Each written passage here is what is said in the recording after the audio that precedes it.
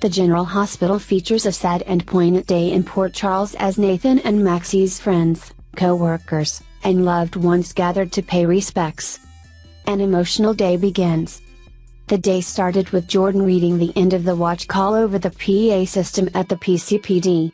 This verse is read for fallen officers, and the funeral that followed was just as fitting.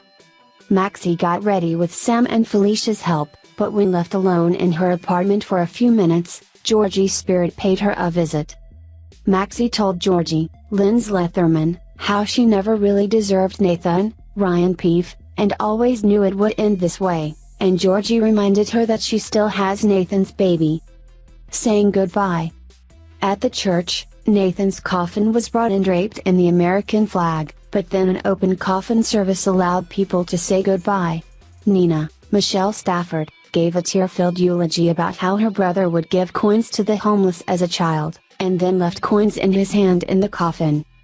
At the cemetery, Nathan's flag was folded and Dante handed it to a tear-filled Maxie.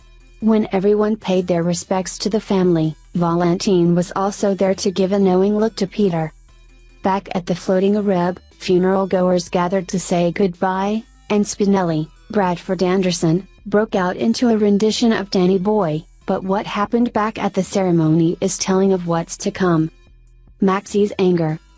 While Lulu stood back from the crowd for most of the funeral, she finally got the guts to approach Maxie and tell her how sorry she is, after her friend watched Georgie's spirit take Nathan to heaven. That's when Maxie turned cold and told Lulu that she's to blame and took everything from her. Lulu just stood there stunned.